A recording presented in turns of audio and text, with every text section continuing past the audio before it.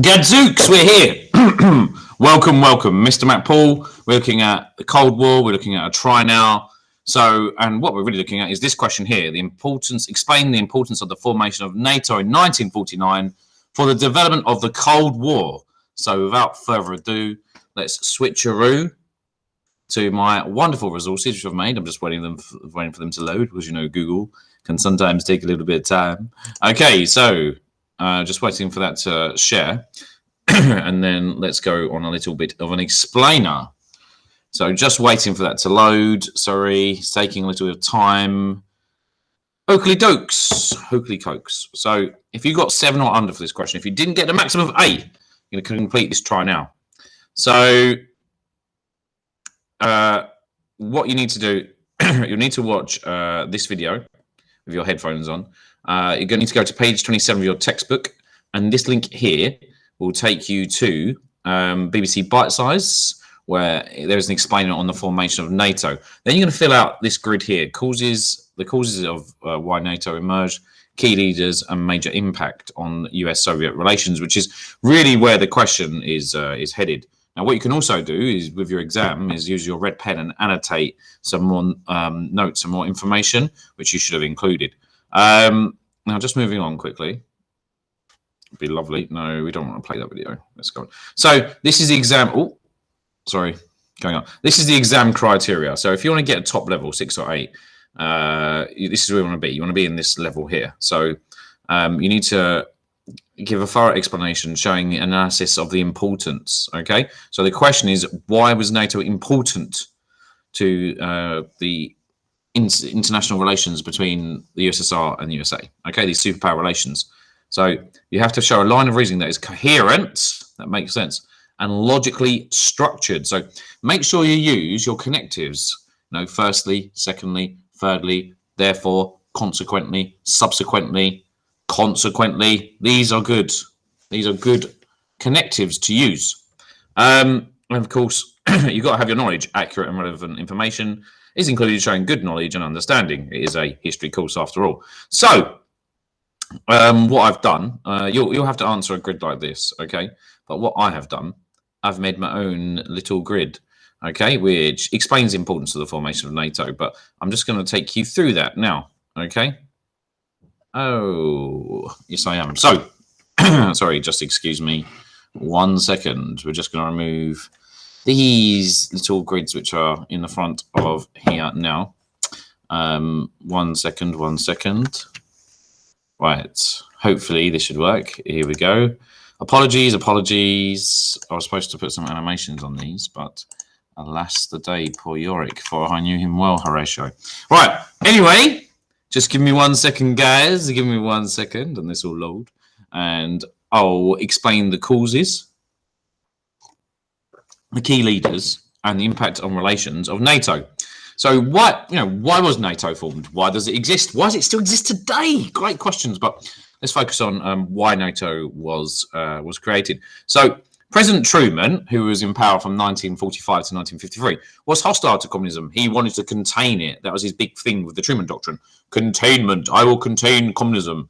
He was like the capitalist Gandalf to communism. You shall not pass. You can't write that in your exam, but it's a good way to think of him. So the USSR was expanding its influence and becoming more aggressive. Now, there was a coup in Czechoslovakia, and a coup means that as a seizure of power by communists. So this really irritated Truman. He saw this communism kept on expanding. And also, Stalin blockaded Berlin to get the Allied powers out of Berlin, which really went against some former agreements signed by Stalin. So this, again, was a massive source of irritation. As you know, Truman enacted the Berlin airlift, which was highly successful, a massive PR win for America. So the key leaders, now this shows the stretch of continuity with NATO, really are Truman, Stalin, Khrushchev, JFK, Eisenhower, Lyndon B. Johnson, and Brezhnev. Now I'm going to explain why these are the key leaders with NATO, okay? And you'll see it comes under impact on relations. The USSR formed the Warsaw Pact in 1955, so this really meant that Europe was divided completely in two. between the Soviet bloc and the Western bloc. Okay, the Eastern bloc and the Western bloc. The Eastern bloc was communist and the Western bloc was capitalist. And there were basically two really nuclear alliances that cut Europe down the middle. Germany itself was partitioned between East and West Germany. So Europe was completely divided. So that's one massive impact on relations right there. But these alliances acted as a deterrent to war. Okay, so you've got these two massive, essentially nuclear alliances. But because the stakes were so high, that acted as a deterrent. And it should say there was no World War III in Europe rather than there was World War III in Europe. Because as we know, there was no World War III in Europe. There was no World War III in Europe. So this was, the stakes were too high in Europe. Okay, both sides knew that it was just too sensitive to meddle in the other's affairs. So it's just like this Iron Curtain. It's a really good metaphor because it really was iron. There wasn't really any moving of that sphere of influence of communism westward or capitalism eastwards from kind of NATO onwards. Okay, so the USA, they respected the USSR sphere's influence.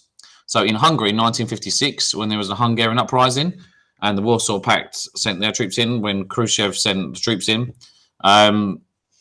Eisenhower did nothing. Okay, when Brezhnev sent troops into Czechoslovakia in 1968, Lyndon B. Johnson did nothing. Okay, so this is important. Okay, you can see that they respected each other's sphere of influence. Sorry, my screen is just about to turn off, which can't really have. So this is important. Okay, guys, this is important. So effectively, both sides understood that other continents, like Asia with Vietnam, and Asia Minor and the Middle East-ish with Afghanistan, these were areas where wars could be fought and it wouldn't cause World War III. So I think NATO really, ultimately, was successful in creating a deterrent. All right, it created the Warsaw Pact as well, and both sides were very alienated from each other and hostile to one another. But because the stakes were so high, barring the 1961 Berlin crisis, there was no real... Well, there was a tank face-off between Khrushchev and JFK.